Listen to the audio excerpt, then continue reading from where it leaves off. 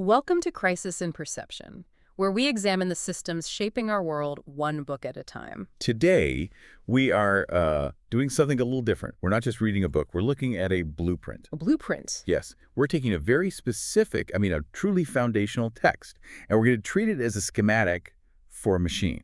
A machine that, a lot of us think has been dismantled, but which, if you actually look at the schematics, might just be running under a different name. And that machine is colonialism.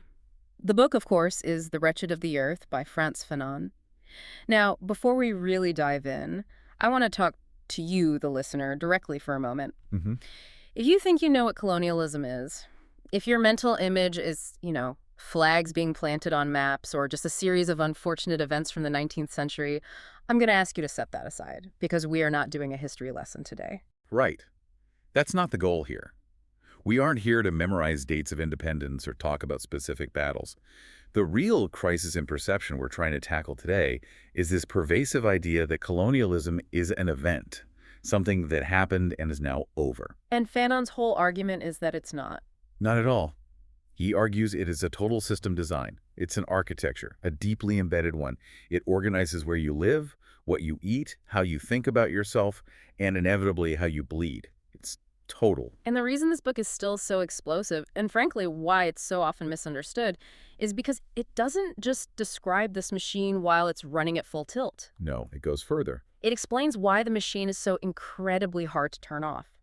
It explains why, even after the foreign flags come down and the colonizers supposedly leave, the gears often keep turning. So today we're looking at structure, we're looking at incentives, and we're looking at persistence. Exactly.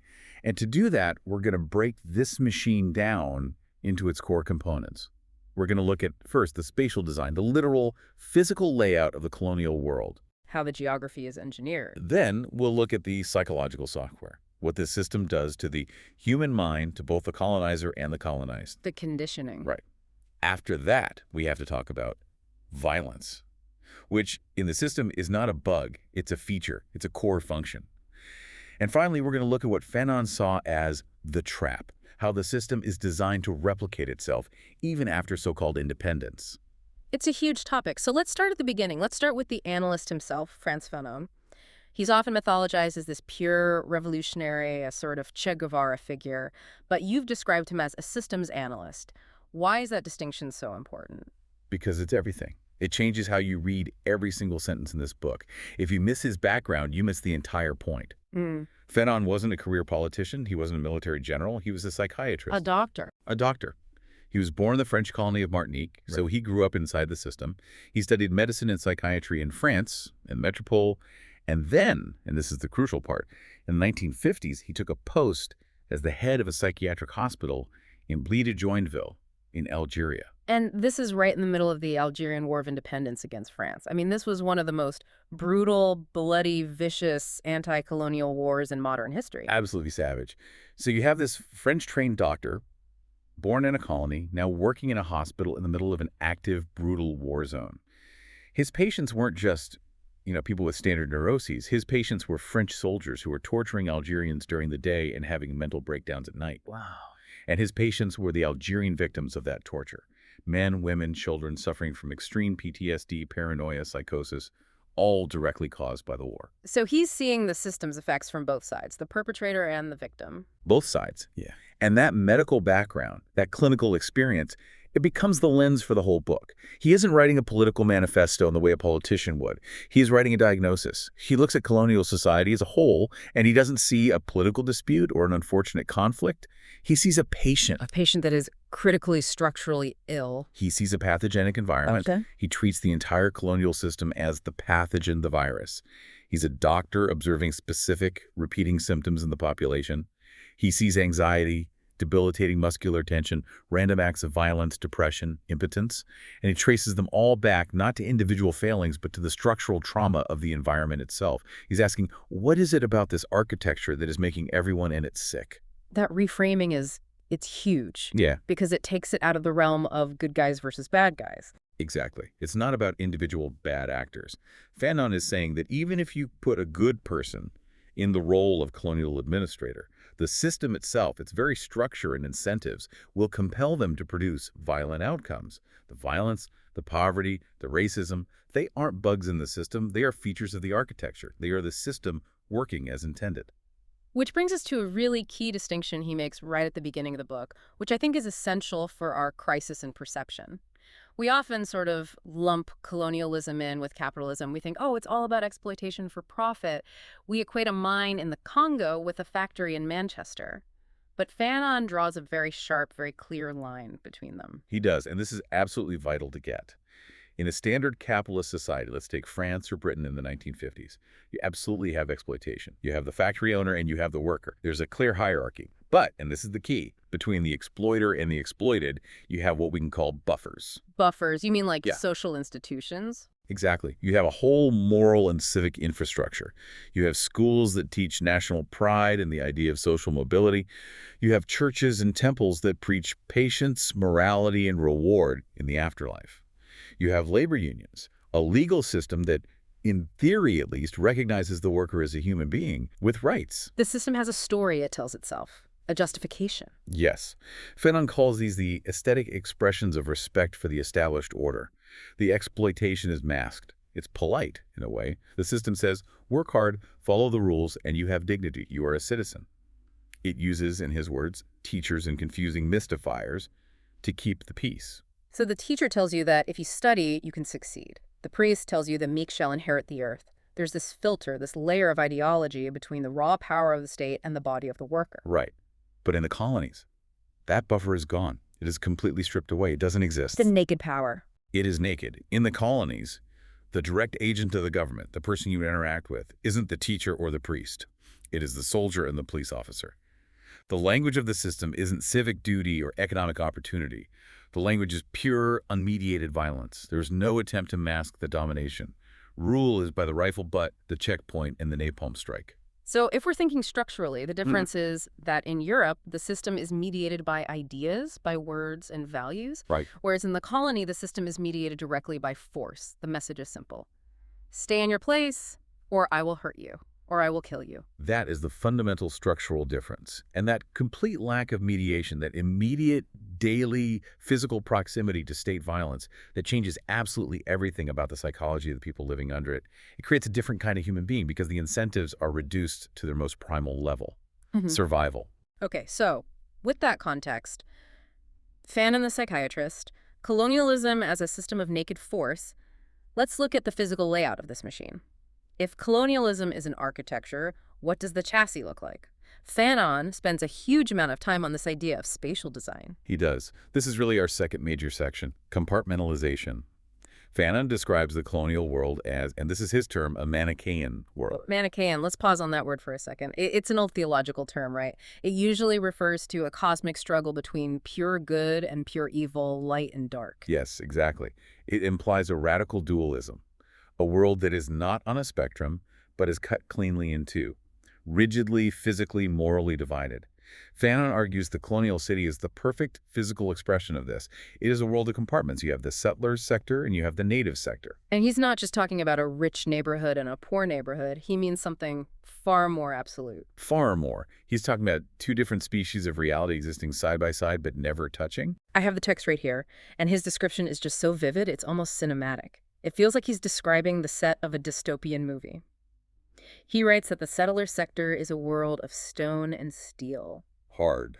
Permanent. It's brightly lit, the roads are paved and clean, the trash cans, he says, are overflowing with leftover food, things you've never even seen. He makes this incredible point that the settlers' feet are never seen, except maybe on the beach, because they are always protected by strong, clean shoes.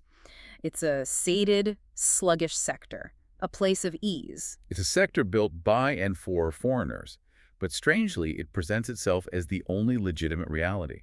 The architecture itself, the stone buildings, the wide avenues, it all screams, I belong here, I am permanent. Now contrast that with his description of the native sector.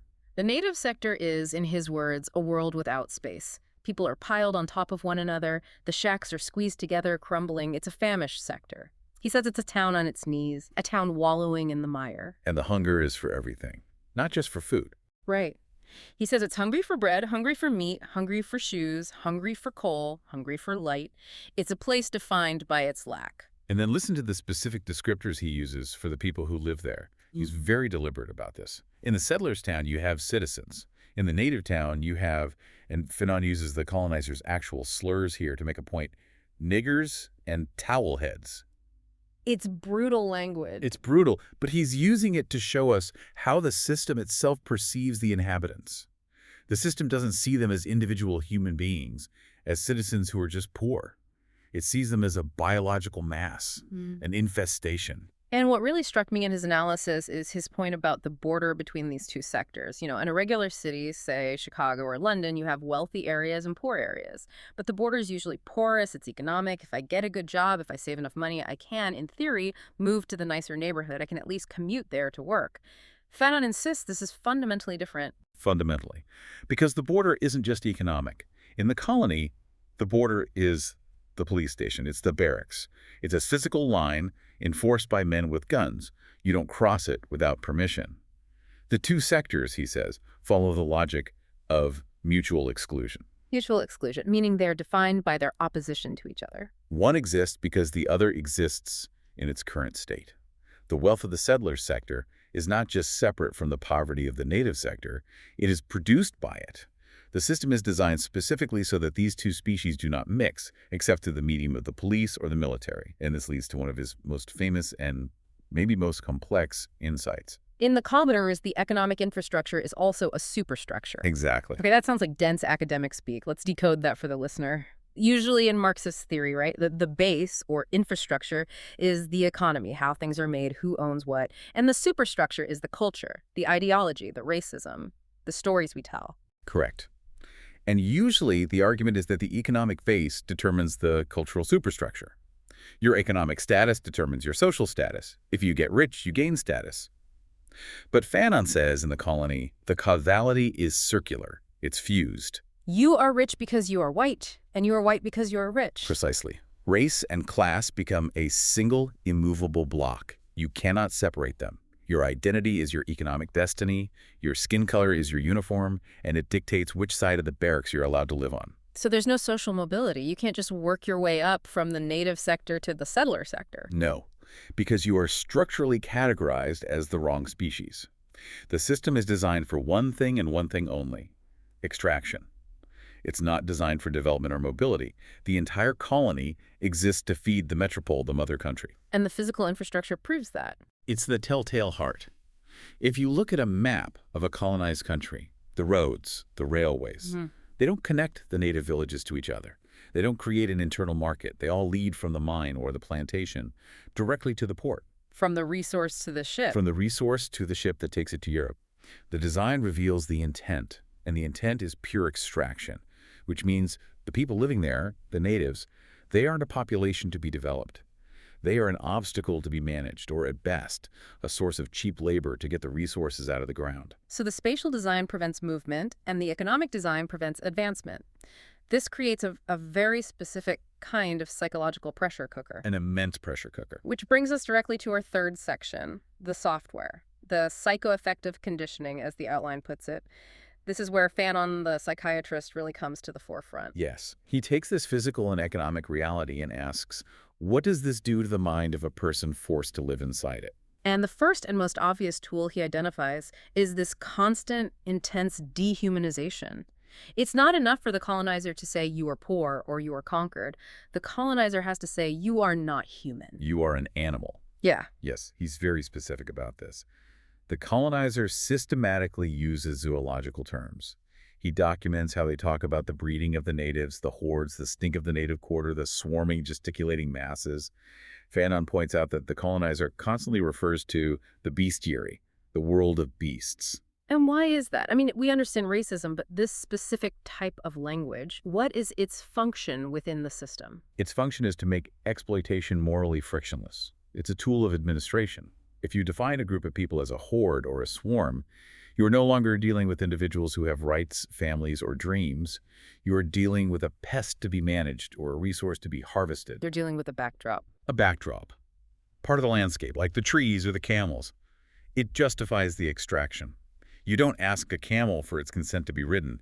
You don't negotiate with a swarm of locusts. By stripping away their humanity and language first, you make the physical violence that follows administratively and psychologically acceptable. But Fanon is clear that the colonized person hears this, they absorb it. And it creates a profound, even physical, reaction in them. This is one of the most powerful and original concepts in the entire book, Yeah. the idea of muscular tension. Muscular tension. Help us visualize that. What does he mean? He means it literally. Imagine you're sitting in a chair, but you are filled with rage and fear. You want to run or you want to lash out and hit someone, but you know that if you move, you will be shot. What does your body do? It freezes. It locks up. Your muscles lock up. You are vibrating with contained, aggressive energy that has nowhere to go. Fanon argues that the colonized subject exists in a state of permanent physical tension. The muscles, he writes, are always tensed. Because they're always on guard, always in a state of fight or flight. Exactly. They're constantly waiting to be arrested, to be humiliated, to be beaten. The presence of the police officer is a constant low-grade threat. So the body creates a kind of armor. It locks itself down. This is what he means when he says the colonized subject is dominated but not domesticated. That's such a great line. Dominated but not domesticated. So on the surface, they appear docile, they follow orders, they say, yes, master, but just beneath the skin, the muscles are coiled, ready to snap. They are obeying because of the gun, not because they believe in the legitimacy of the rules, and all of that pent-up energy, all that tension, it has to go somewhere. You cannot keep a human body in that state forever without severe consequences, which is why Fanon then looks at the dream life of the colonized. Right, this was fascinating. He says they don't dream of abstract things, like becoming a king or owning a mansion. No, they dream of pure physical action. They dream of running, of jumping over things, of swimming against a current, of climbing impossible heights. It's the body's subconscious rebellion against confinement. Absolutely. You live in a world without space, so you dream of infinite movement. You live in a world where you cannot physically strike back at your oppressor, so you dream of pure muscular aggression. The subconscious is trying to release the tension that the conscious mind is forced to suppress. And in their waking life, this suppression, combined with the visible wealth of the settler, creates a very powerful emotion. Envy. Fanon is incredibly blunt about this. He doesn't try to paint the colonized as these noble, altruistic sufferers. Not at all. He says the gaze of the colonized is a gaze of lust, a gaze of envy. He writes, and this is a direct quote, "There is no colonized subject who does not dream at least once a day of taking the place of the colonizer." Not of building a new, better world, Well, just taking the settler's place. That's the immediate, visceral desire. To sleep in his bed, to have his wife sleep next to you, to eat at his table. Because the system is Manichaean. It's a zero-sum game. Us versus them. So the logical solution, from within that system's logic, isn't to create a third option. It's to eliminate them and seize their assets.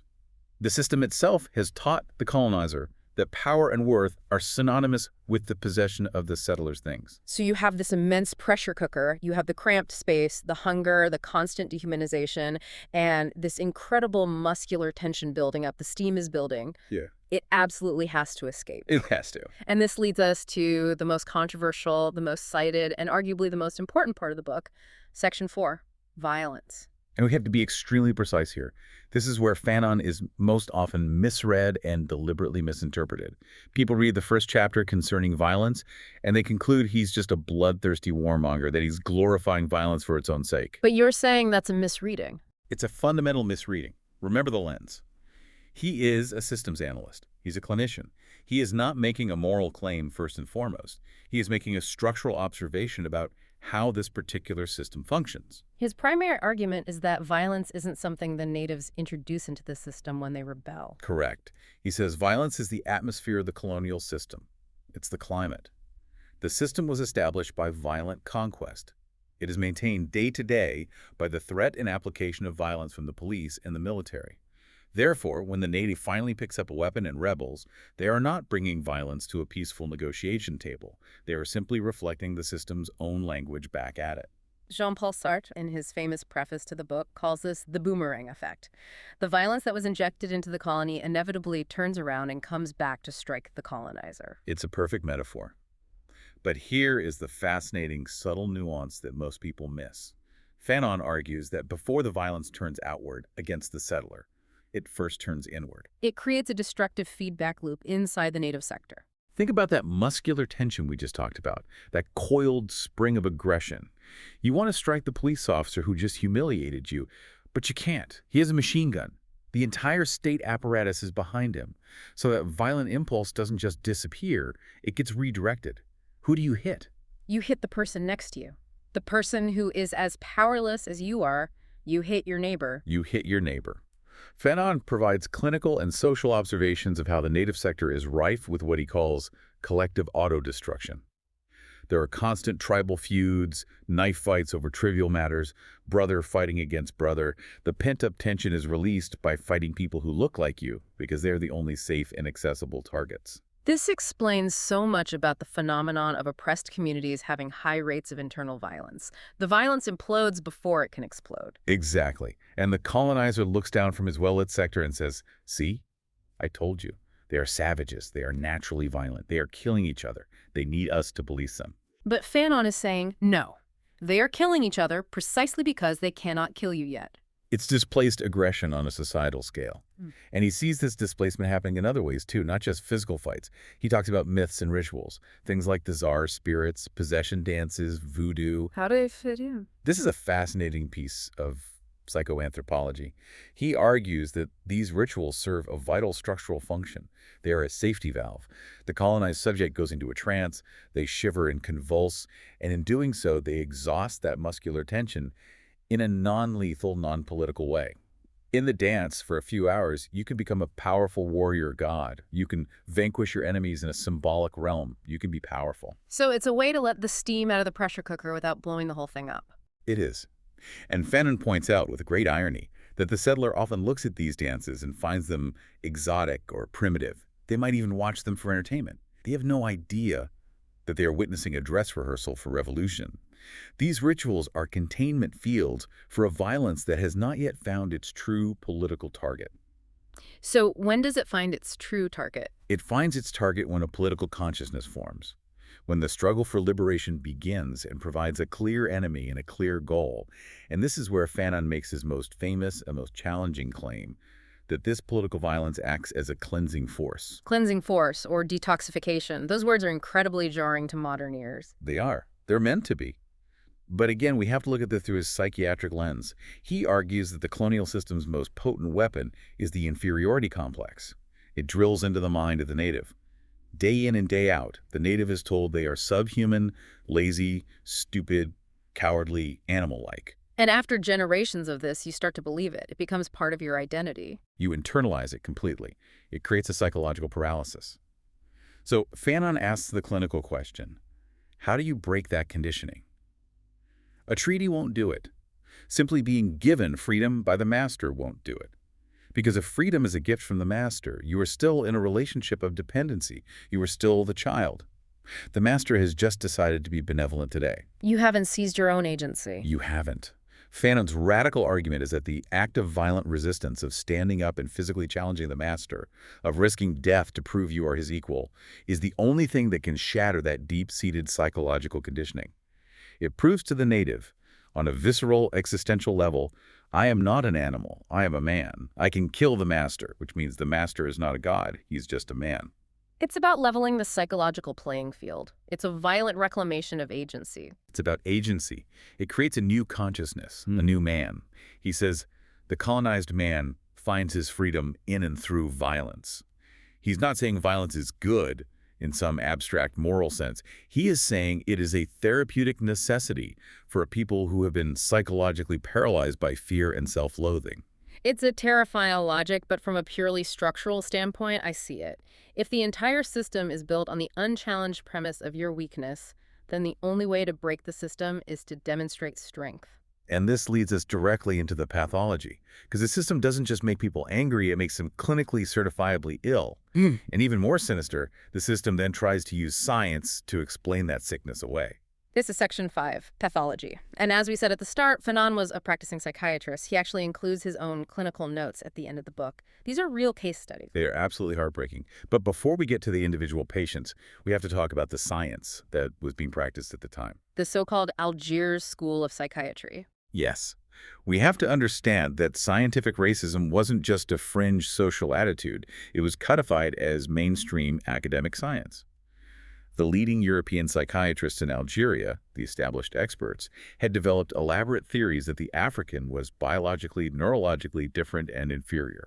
They actually claimed the Algerian brain was different, didn't they? That it lacked developed frontal lobes. They did. They argued that the North African primarily uses the diencephalon, the brainstem, the seat of instinct, rather than the cortex, the seat of reason. They published papers proving that the Algerian was a born criminal, that his laziness and violence were genetic traits. They said the Algerian kills freely because he lacks the cortical integration to control his primal impulses. So it's the ultimate systemic justification. If the native is violent, it's not because we've stolen his land, starved his family, and rule him by terror. It's because his brain is fundamentally broken. It is the ultimate gaslighting. It blames the victim's biology for the system's outputs. And Fanon, as a trained psychiatrist, saw this for what it was and completely dismantled it. He said, no, these disorders are not genetic. They are situational. They are the logical consequence of living under permanent oppression. He puts the blame squarely back on the pathogenic environment. And his case studies really bring this home. This is where the abstract theory hits the ground with shattering force. Let's talk about the story of the taxi driver. The impotent taxi driver. Yep. A devastating case. This man comes to Fanon's clinic because he cannot be intimate with his wife. He is suffering from complete sexual impotence. But Fanon examines him and finds he's physically healthy. There is no biological reason for his condition. So what's the diagnosis? Where is it coming from? Fanon traces it back to the daily, grinding paralysis of living under absolute suppression. This man drives a taxi in the colonial city. Every day, he is navigating this hostile space, constantly being stopped at checkpoints, constantly being humiliated by police and soldiers, constantly powerless. He has zero agency in his public life.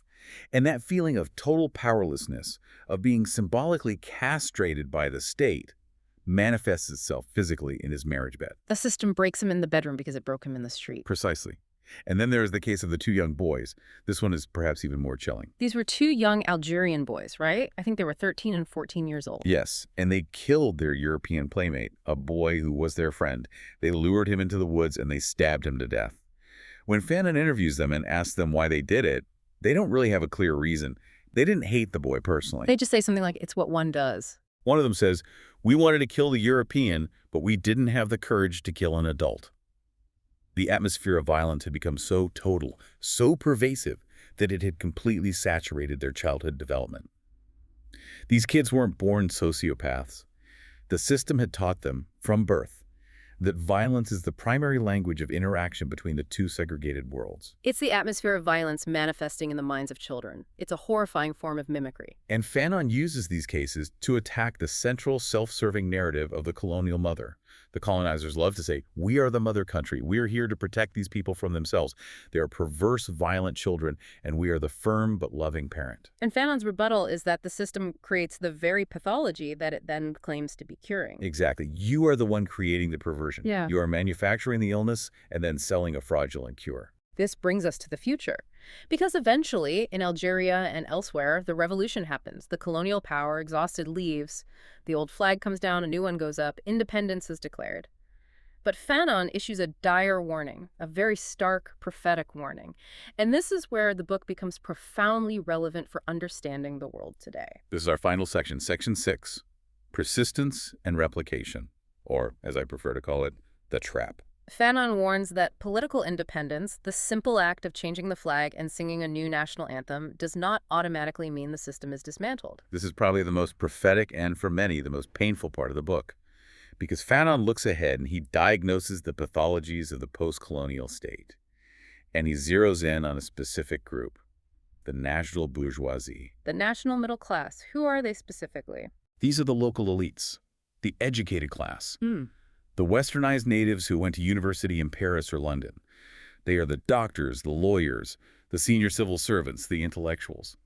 When the European colonizer leaves, these are the people who are positioned to step into the power vacuum. They're the ones who move into the governor's mansion. They take over the government ministries. They start driving the limousines. They take over the entire settler sector, physically and politically. But here is the fatal problem, as Fanon sees it. This class is intellectually and economically underdeveloped. They do not have the skills or the capital to build a new nation from the ground up. They don't know how to build industry. They only know how to be intermediaries. Intermediaries, what do you mean? Under colonialism, their role was to facilitate the extraction of resources for Europe. After independence, they just keep doing the same thing. They become the business agents for the Western banks and multinational corporations. They manage the export of their country's oil, or its diamonds, or its coffee to the old colonial powers. And in return, they take a healthy cut for themselves. So the faces in the government buildings change. They're now black or brown faces. But the fundamental economic feedback loop stays exactly the same. The raw materials still flow out to Europe and North America, and the expensive finished goods still flow in. Exactly. The structure of extraction remains perfectly intact. He calls this new ruling class a profiteering caste. They mimic the lifestyles of the Western bourgeoisie. They buy the luxury cars, they build the villas, they frequent the casinos, but without the productive industrial base. Meanwhile, the vast majority of the population, the peasantry still stuck in the native sector, remains just as poor and marginalized as they were before. This is what we now call neocolonialism. This is the textbook definition of it. Fanon describes, with stunning accuracy, the transition from the naked violence of colonialism to the more subtle violence of economic dependence. The former colonial power grants political independence, but with conditions. They say, okay, you can have your flight, but our oil companies stay, our mines stay. And by the way, you have to pay back all these development loans we gave you. So now the police force is local, the army is local, but who are they protecting? They are protecting the same foreign-owned mines and plantations. The mechanism of extraction is unchanged. And because this national bourgeoisie has nothing real to offer the people, no real development, no new industries, no genuine improvement in their lives, they have to resort to other tools to maintain their grip on power. Fanon predicts, with chilling accuracy, that they will turn to tribalism and racism. They'll start saying, the reason you're still poor isn't because of our deals with foreign companies. The problem is that tribe over there. They're holding us back. Precisely. They deflect the people's anger away from the system and onto their neighbors. Or, he says, they will turn to the single-party dictatorship. The liberation hero becomes a strong man for life, crushing all dissent in the name of national unity. And the crisis in perception for us today is that we look at these dictatorships or these ethnic conflicts in post-colonial nations and we say, oh, look, those people just can't govern themselves. There must be something wrong with their culture. When Fanon is screaming from 50 years in the past, no, this dictatorship, this corruption, this tribalism, it is the predictable structural result of a national elite that failed to re-engineer the colonial machine. They just took it over. They just painted the machine a different color. They didn't actually change its function. Precisely. And this is the root cause of so much of the instability we see in the post-colonial world. It's not a cultural failing. It's a design flaw in the transition to independence. The software of colonialism was left running on new hardware. So we've taken the entire machine apart. We've looked at the segregated space, the psychological conditioning, the function of violence, and this tragic trap of the elites replicating the very system they fought against. Where does Fanon leave us? What's the final conclusion? Fanon ends with a plea, a desperate plea for genuine innovation. He basically looks at the newly independent world and says, for God's sake, stop trying to catch up to Europe. Stop trying to mimic them. Leave this Europe, where they are never done talking of man, yet murder men everywhere they find them. That is one of the most searing lines in 20th century literature. It is. It's an indictment of the profound hypocrisy at the heart of the European project. Europe preaches human rights and enlightenment, but it built its immense wealth on the negation of those very things in the colonies. So Fanon says if the Third World simply tries to copy Europe's model of development, they will just recreate the same pathologies. They'll create a new class of exploiters and exploited. He calls for a new man, a new humanity. He wants a total structural reconfiguration. He wants the newly freed nations to turn their backs on the European model and invent something entirely new, a new history. A new society that isn't based on extraction, hierarchy, and endless competition. He wants them to prioritize the needs of the famished sector, the peasantry, rather than the ambitions of the tiny, westernized elite. So to bring this all back one last time to our central theme, the crisis in perception. The crisis is that we fail to see the continuity. When we look at the global south today, we see a collection of what appear to be isolated problems. We see poverty over here, corruption over there, an ethnic conflict, a military coup. We see them as separate local failures. Fanon's work forces us to see the connections. It teaches us to see the aftershocks of a single coherent design. We have to start looking at poverty or corruption as isolated cultural failings, and see them as the successful, predictable outputs of a colonial architecture that is in many ways still functioning exactly as designed. The machine was designed for extraction. And even if the original European operator has gone home, the gears are still turning, often run by local operators who are still selling the output to the same old customers.